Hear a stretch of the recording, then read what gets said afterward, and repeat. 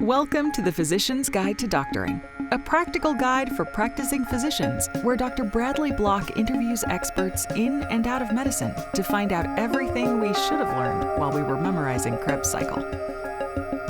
The ideas expressed on this podcast are those of the interviewer and interviewee and do not represent those of their respective employers.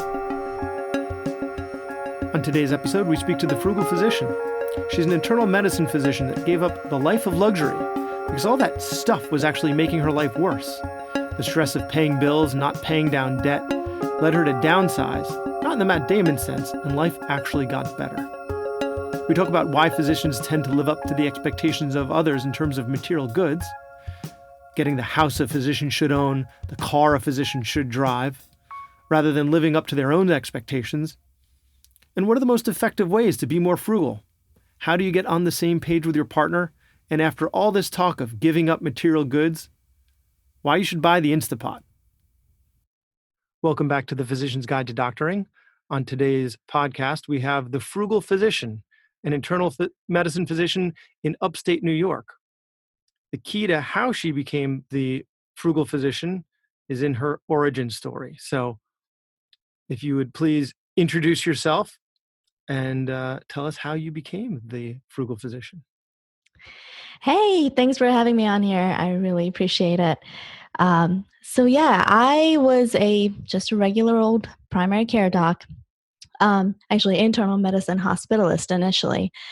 I did the usual thing, went to med school and took out a bunch of loans, and then went to residency. And initially, I planned on doing public service loan forgiveness, but like many people that actually got into that plan, I don't think I did the paperwork right. So anyway, by the end of residency, I had decided not to pursue that anymore, and decided to take a job as an attending in a private company, and found myself stuck with my huge amount of student loan and a house loan, actually 2 house loans.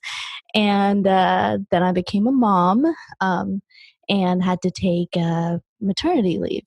And all of that kind of added up to me finding myself in a situation that I didn't want to be in anymore. And we decided to make some major changes, and ended up making huge life changes. We actually ended up paying $100,000 in student loans in about 6 months after we made some of these changes. So I really felt like we kind of found something important for medical students and residents. So I kind of wanted to share that. And so that's why I started blogging at the Frugal Physician.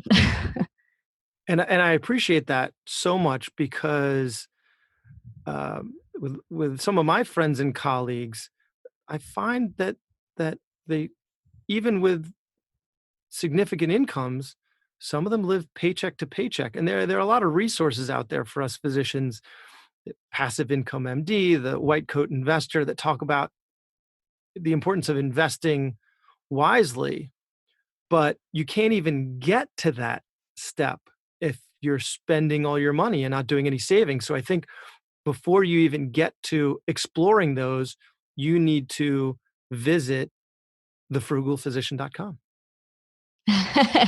Thank you. Yeah. I mean, people that's kind of where we were. We upgraded our lifestyle. You know, I was so ready to have it all once we got done with residency. Rather, once I got done with residency, my husband was in the Army initially, but he decided to get out, and we decided to move to the beach and have it all, and bought a big house, and it had bought a new car actually around that time too. And we found ourselves $750,000 in debt, if you can believe that. I don't know how that happened. Well, I do know how that happened. I had $237,000 in student loans, even after making payments in residency. And I had about $335,000 in house loan, $40,000 in car loans, and $130,000 for a rental property that we had. So $750,000 in debt. And you had mentioned that before. You said you had two houses. So you Yes. just finished residency and had already accumulated two houses. How does that happen? Right. I know. So, well, in residency, I bought a house. I did what Jim Dolly says don't do. Um, and we actually, but we were kind of responsible in that we only used my husband's income for the financing of it. He was the one that took out a VA loan because he's in the Army. So we did buy a small house that actually makes a good rental now. It didn't make sense to sell it because it was bringing in good rental income.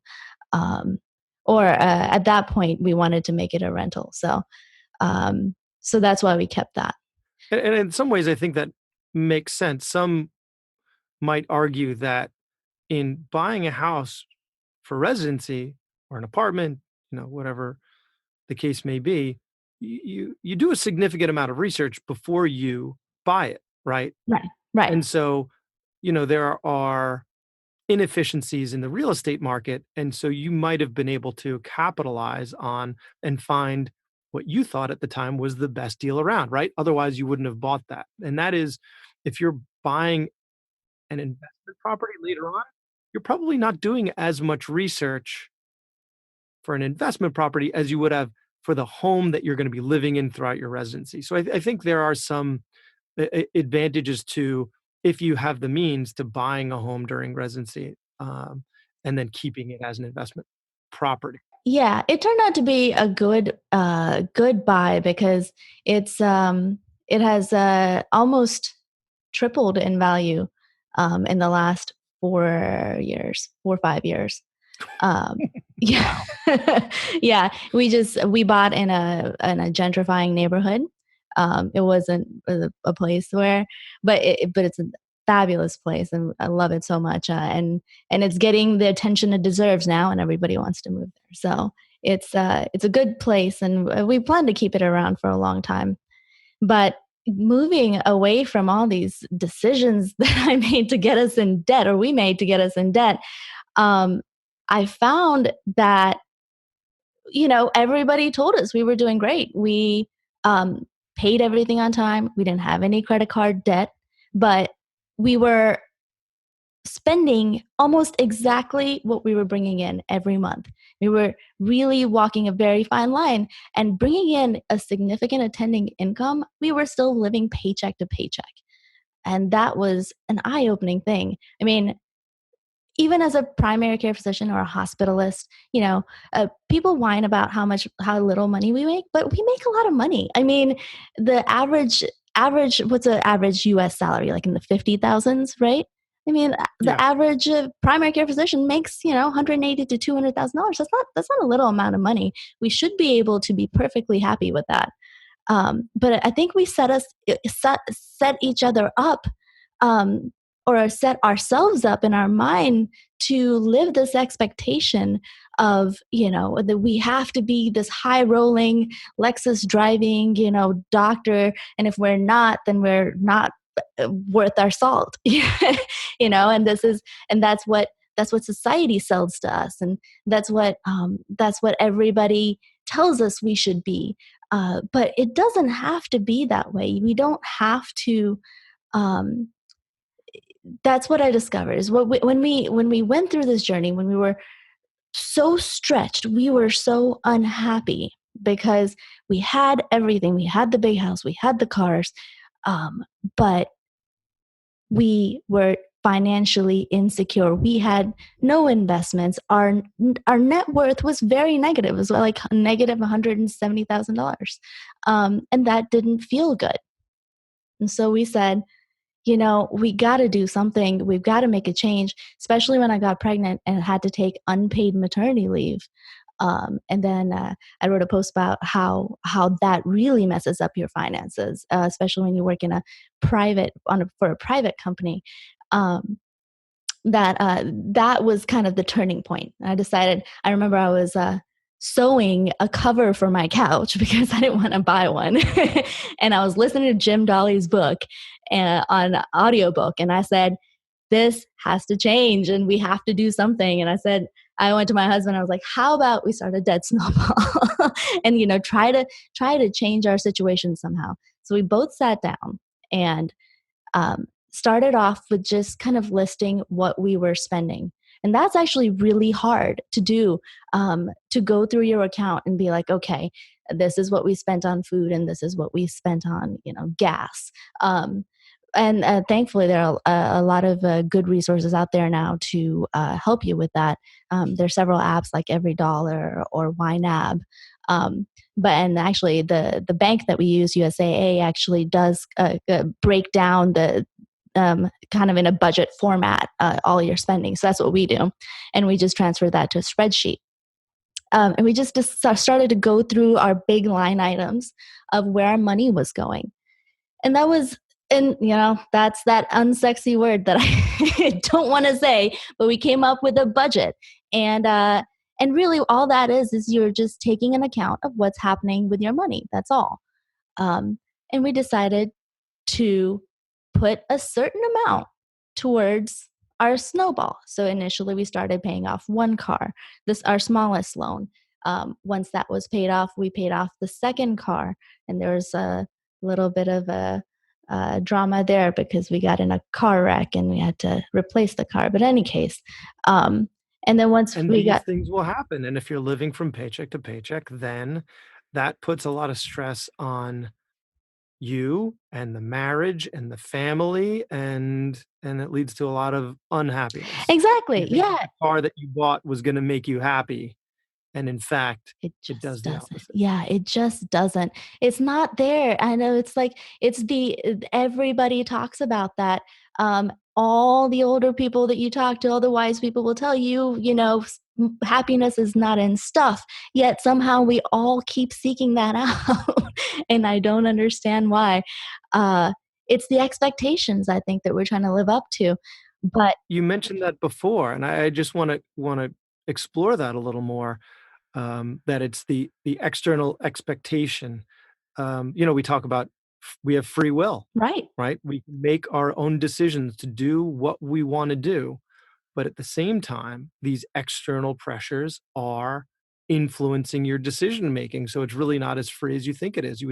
We have all these external pressures that cause us to make these decisions. I did the same thing. I finished residency. I spoke to my friends about that know about cars, about what kind of car I should get. I ended up getting I was single at the time, so I didn't need mhm. anyone there's no need for car seats or anything like that. I got an Infinity coupe, right? But I lived in Manhattan at the time, but I worked on Long Island and I surf. Oh. So I wanted to be able to surf, and I didn't think, you know what, it might be a little more reasonable to get a sedan and I could put a surf rack. They don't make surf racks for coupe, but like this was the sports car that these knucklehead friends of mine told me that I should get because that's a doctor's car. Right. Right? What should I have gotten? I don't know, maybe the Volkswagen, mini bus or something like that.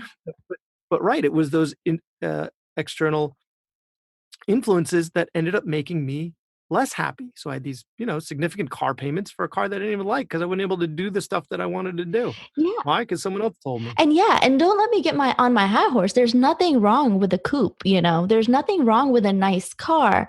And for some people it makes them really happy. But the problem is when you finance out your entire lifestyle and you pay for that as you go, you have no room left to pay yourself.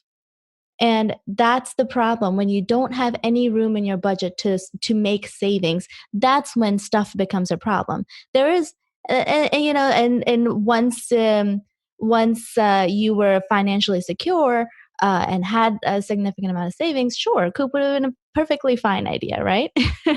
I mean, despite other than not being able to In put a surfboard on practicality. Yeah. it. But to that same token, I think, like what you said earlier about stuff doesn't make us happier, and a car is a big ticket item. Right, So, how much is this car really like this fancy car versus a more reasonably priced car really making you happy? right. Or does it just become you after a while, your new normal, and it actually just doesn't make you any more happy? It still costs you the same amount of money, but it's not making you as happy when you get used to it as it did when you first got it. And that's the key. It's what you get used to is exactly what I found was the biggest driver in savings actually. So the biggest things that make a difference in our savings rate is not the stuff that we do occasionally. It's the stuff that we get used to. Like a nice car, after a while it loses its luster and it's just something you drive to work. Well, with what if that's something that you drove to work wasn't the top of the line car, but it got you from point A to point B. You don't notice it, but you're saving money every single day because that becomes a habit, or that's your new normal. And same thing with cooking, for example. I wrote a post on batch cooking and how that saved us a lot of money, because in the one change that we decided to make was, let's not buy stuff at work. Let's not go to work and buy lunch and then buy snacks and then buy coffee. Um, how about we take that average $10 a day and just save that? And in order to make that happen, I cook a bunch of food on Sunday and I save it in our fridge. And we just grab a container and head out to work, and take a few snacks with us. And that $10 a day, 5 days a week, 52 weeks in a year saves us $2,600 a year, which doesn't feel like that big of a deal anymore. That's just our new normal. But that $2,600 a year invested over a 30-year working career, um, with compounded interest yields $260,000 in savings. In addition to all of the copays and medications fees that you're going to avoid because you've now cooked for yourself. So inevitably what you're going to cook is healthier, and so you're avoiding getting the metabolic syndrome. That's right. Yeah, I'm putting myself out of business. It's okay. Yeah, absolutely. You make yourself healthier. I usually eat while I'm working, while I'm charting, so that I don't really get super hungry, which is great. And then I can use my lunch break to actually go outside or work out. Um, it just makes my life so much better. That small change that became a habit became this huge driving force in us saving money and being happier. And it doesn't feel like a burden. And that was really kind of my limiting thought. Initially, when I was a resident, I didn't have much of an income, but I spent all this money on eating lunch and going out and stuff still. And I didn't realize where that money was going. But now that I cook and I don't spend that money, it makes me happier. It's insane that it makes me happier, but it does. Well, it sounds like it's fulfilling, Yes, it is. right? Yeah. It's not, like you said, you get used to driving the car, whether it's the nicer car or the not so nice car or the less nice car. Hmm. But making those payments on your loans, or, filling your 401k or buying your first rental property, I don't think that satisfaction ever gets old. Right. That satisfaction of seeing the number tick down is insane. Like, it's so fun. I made a jar of macaronis, to visually depict my loan, and I I know, I was like, how, because when you're making payments on these student loans, it feels like it doesn't go anywhere. Like, the principal does not come down, right? I mean, it just seems to be there like forever. So I wanted to kind of visually see some change. I didn't think it would be that huge over a small amount of time, but we have this jar of macaronis on top of this cabinet that's very visible in my living room, and I see it every day. And So what does one macaroni represent? one macaroni is $1,000 of loan. Oh. And so I put in there enough macaronis to cover the loan principal and also the expected amount of interest that I was going to pay on this loan if I took the 7 years. So I refinanced in January with SoFi, and I refinanced $208,000. And so I put in that plus the expected amount of interest I was supposed to pay. And so every month we take out the macaronis that we paid, and my son loves doing it. In fact, he begged me yesterday, even though it's not loan payment day yet. He begged me to take out the macaronis for this month's payment. So it's a valuable lesson for him. It's satisfying to him that you're repaying the. It is, yeah. We make it a big deal. We cheer and stuff, And it's funny because like he's 3 years old, by the way, and we were like running the other day, and he sees a house and he goes, "Mommy, I like that house." It's like, yeah, that's a nice house. He goes, "How about we buy that house once our macaronis are done?" Oh. I was like, "Did you just say that?" I love it. Yeah. He gets it. Yeah, he gets it. So anyway, we started off in January at $208,000, and this month in October we're going to be at 85. Can you believe that? Yeah, we made 100 and what? 35, right? I'm doing the math. Yeah. $1,000 of payment this year already. It's insane. I don't know how I know how that's happening, but it's insane to see it move that much. And all it took was just making it a priority. And well, then we made some huge changes too. So let's talk about that, right? Yeah. So let's talk about, we talked about the car, we talked about the food, mm-hmm. But there was one big change that ended up making a huge difference in your life, in your repayment. Right. And this was like the biggest thing. So you know how everybody tells you live like a resident, or at least Jim Dolly tells you live like a resident for another couple of years after you graduate, and then you can pay off your debt really fast. Well, I read this book 2 years after I'd already been attending and inflated our lifestyle, and my husband and I talked about it. And we went through some big decisions, and we said, okay, so first of all, we wanted to move because of several different reasons, but he wanted to go back to his hometown in upstate New York. And so we said, okay, we're going to move. And what are we going to do when we get there?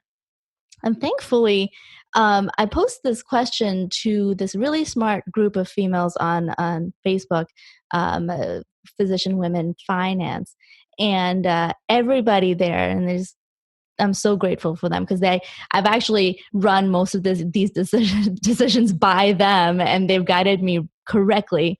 That they basically said rent when you get there and figure out where you want to live. And so that's what we did. We rented a small house. So we basically ended up deflating our lifestyle from the attending lifestyle to a resident lifestyle, which initially, when we thought about it, when we were looking at houses, it was a little depressing to look at these small houses when we were used to living in big one.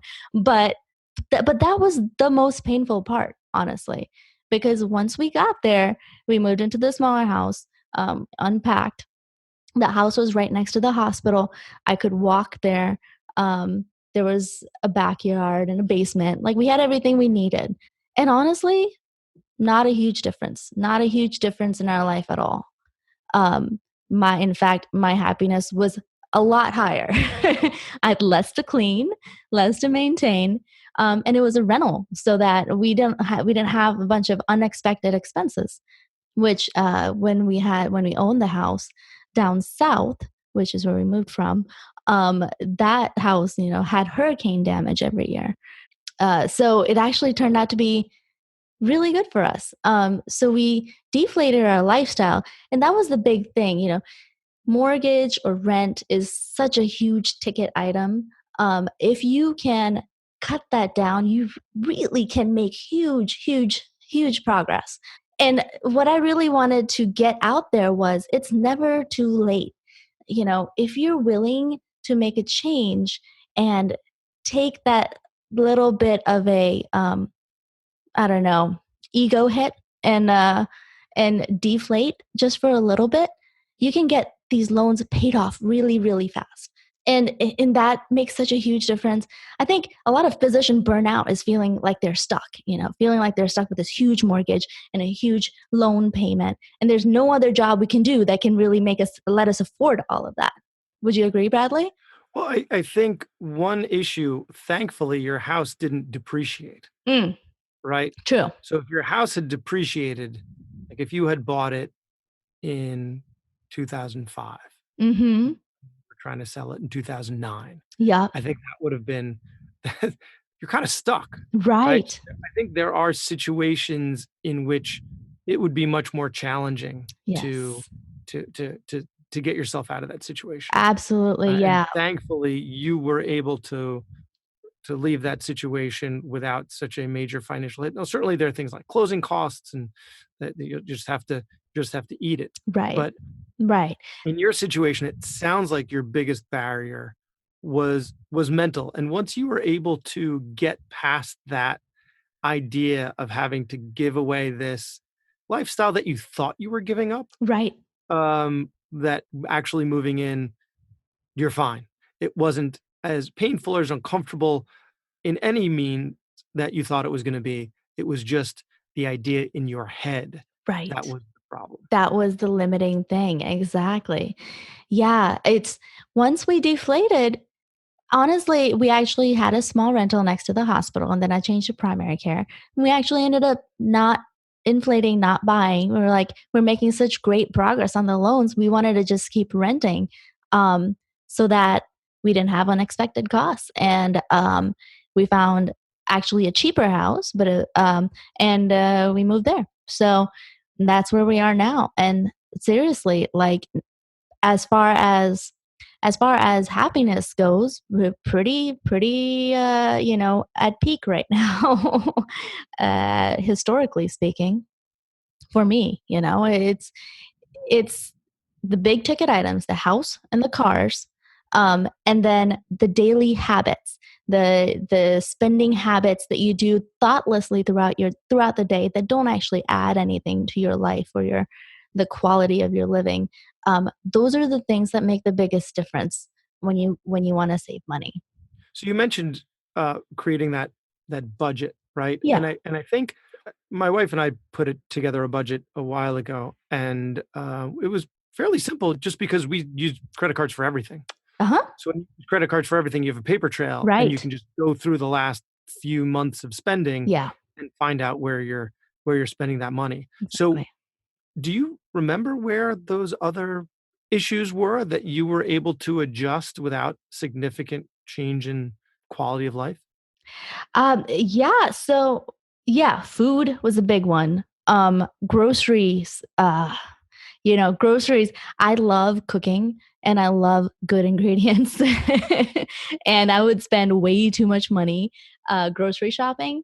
Um, and that was a hard thing to cut for me, but it actually, again, it's just finding the more efficient ways of doing things, rather than cutting down on quality. Um, Instead of shopping at Whole Foods, now I shop at Walmart. But it's actually really good for me because Walmart has a pickup service and I have two toddlers.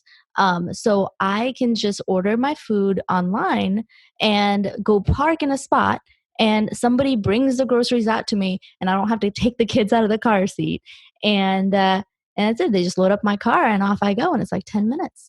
Um, Wow. yeah, and it cut my weekly grocery budget down from 200 or 300 to 80 to $100, you know, every week, which is insane.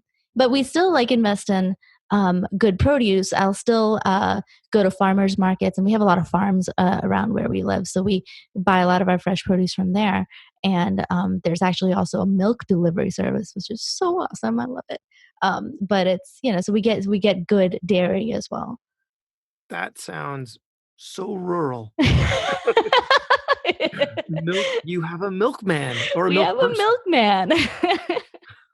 It's pretty awesome. That It's the sounds best that milk sounds you've great. ever had. So, I mean, your blog isn't a cooking blog, but No. since that is such a big ticket item and so important for health as well. For those who aren't so maybe not interested or they don't see themselves as so good at cooking, Mhm. do you have any quick tips for people? Yeah. Okay. So, um, the Instant Pot is a necessity.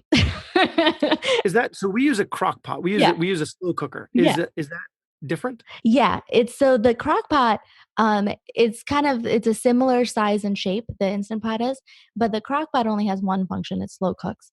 The Instant Pot can slow cook, but it can also fast cook, it can pressure cook, and so it really cuts down on the cooking time, and it also has a sauté function, so you can kind of brown whatever you need to brown and then put the liquids in and let it pressurize and cook in that.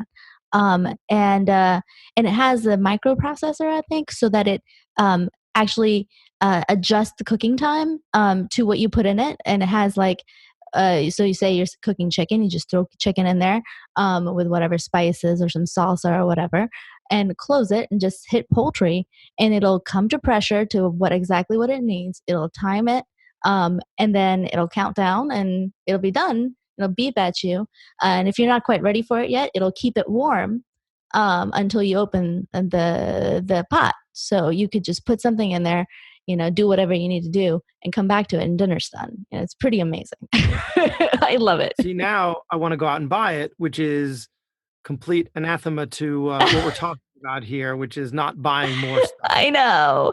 Yeah, that really it took me a little while. It took me several months of like thinking and like, do I really need this? And um, but I gotta say that was definitely a value add in my life. Oh yeah, Um, in the end, it's a it money was saver. a I mean, good, yeah. And for me, actually a really good way to track the price of something, and I picked this up on Choosify podcast. It's camelcamelcamel.com. That's CAMEL. Camelcamelcamel.com, and you can just plug in the Instapot and you can see where the price has been historically and where it is compared to that. So say it's like median right now versus like at the lowest it's ever been, you probably should buy it now, you know. another money saving tip from the frugal physician. Yes, sir. I use it all the time for stuff like this where I'm like, I don't know. I'm going to kind of think on this. Um, so you can actually create an alert too. So you can just put that in and it'll email you when it reaches like a point where it's, a good time to buy. Camel, camel, camel. Camel, camel, camel. That's it. We should be getting reimbursed for these plugs, really. I I mean, know, Jim right? Dolly's gotten a bunch of plugs today. Camel, camel, camel's getting some plugs. I know. I mean, these are things that made a difference in my life, so I don't feel bad sharing them. Yeah, then you feel less guilty about the purchase, right? There Because you you put a go. work into it and you know you've gotten the best deal. So you're married, you have Hmm. 2 kids, Hmm. right? How did you get on the same page as your spouse? Because I think that is also a barrier to some people, right? Because what you might have is one spouse spends a lot more than the other. And so if you're the one who wants to be frugal, but the other person is spending, you might think, oh, screw it. They're spending. I'm just going to spend. Or you don't spend, and then it starts building some resentment. So, first, did you guys start off on the same page? And if you didn't, how did you arrive there? Yeah, that's a very good question. Initially, when I started working, I was the primary earner, the sole earner, and my husband decided to stay home and take care of our newborn, which was such a huge thing for us. I mean, for our firstborn, but it was really difficult on our marriage because I was doing all the earning and then I was doing all the money management, and I kind of felt alone in that. And so what really took was us sitting down and dreaming together, talking about what do we want, like what are our goals with our money, like where do we want to end up? Because when I found myself in this place where I was really unhappy, we kind of sat down, we talked about it, and I said, but 5-year plan, 10-year plan, like, I want to be, when I have made it, I want to be I want to own a vineyard on a beach, and I want to have a jazz club in it, and I want to have a restaurant. and uh and that's my why. That's where I want to end up. And for him, it's his why is a little different, but we had to come up with this, like, what are we going to do? He wants a brewery in the vineyard too, which we're going to have to talk about. But so we kind of came up with, okay, where do we want to be? What's our goal? Um and then from that, we went to, okay, how do we make that happen? Well, certainly we can't make it happen if we carry a lot of this debt and just live paycheck to paycheck. That's not going to happen. So then we started the debt payoff thing, the debt snowball. Um, and it was actually, the snowball was actually his idea, and he had heard about it. So then we sat down with the spreadsheet, and really, the spreadsheet is kind of key, because every month we sit down at the end of every month, and sometimes he drags his feet. We'll definitely say that. But we'll sit down and we'll go through our budget together, and we'll go through our expected expenses. And a lot of times you catch things like, why did they charge us for that, or why did that payment go up? And we'll find things that we need to fix or make phone calls about, and then cut that out. Um, and uh, and you know and we, at the end of every month, kind of recenter on that dream, recenter on, look at how much progress we're making. And this is amazing, and we're so proud of us, and it brings us together. It's really So you have, important. so you have monthly meetings? Yeah, we call them budget dates. He loves that. Yeah, so every month, on the 30th or 31st of every month, we sit down with a glass of wine, and just and go through the nitty-gritty of the numbers. And He doesn't have beer? oh, If you want yeah, brewery? he actually, no, he's more of a bourbon guy. There actually is a physician-owned, or at least he started it, brewery on Long Island. He's an No. anesthesiologist. Yeah, it's called the Great South Bay Brewery. Okay. Favorite Long Island brewery. So the dream is possible. Haha, awesome. I don't know about the jazz club in it, but that is a very real dream. So, is there anything else that you would like to share with our listeners? Advice for becoming more frugal, getting past those misconceptions about what it takes to be more frugal. Anything else that you think we didn't discuss today that we should? Yeah, the biggest thing I just wanted to share with my colleagues, and people listening, so it's never too late. You can, if you make it a priority, get out of debt. It's completely possible. There are a lot of people out there talking about it. There's a huge community of people talking about getting out of debt and becoming financially independent. Um, and really, all what you have to do is kind of come up with your priorities. What's important to you? For me, my priority was my family, my time, and and finally my freedom, the freedom to be able to do what I want.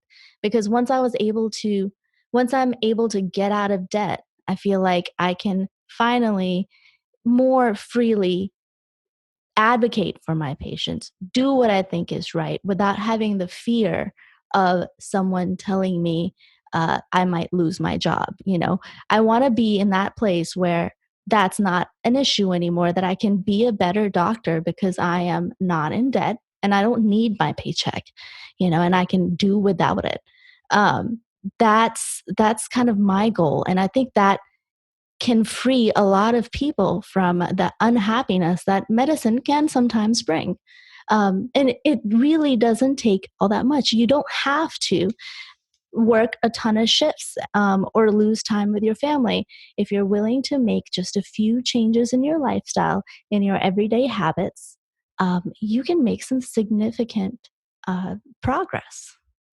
And do your best to shed yourself of the expectations of others and just figure out what's important to you, Exactly. irrespective of those people, and try and meet those goals rather than those external pressures, which I think was a huge, huge point that you made earlier. Yeah, absolutely. You got to find what makes you happy. So, where can people find you if they want to learn more about batch cooking and camel, and your latest blog post, how you can find the most delicious yet frugally chosen wines? Yeah, that's at www.thefrugalphysician.com, or you can follow me at Twitter at Frugal Physician or on Facebook at The Frugal Physician. Well, Frugal Physician, I have to say, very informative, and thank you for coming on today. It has been a pleasure. Thank you so much for having me. That was Dr. Bradley Block at the Physician's Guide to Doctoring. Find all previous episodes on iTunes, Stitcher, Google Podcasts, or wherever you get your podcasts, and write us a review. You can also visit us on Facebook at facebook.com/Physician's Guide to Doctoring. If you are interested in being a guest or have a question for a prior guest, send a message or post a comment.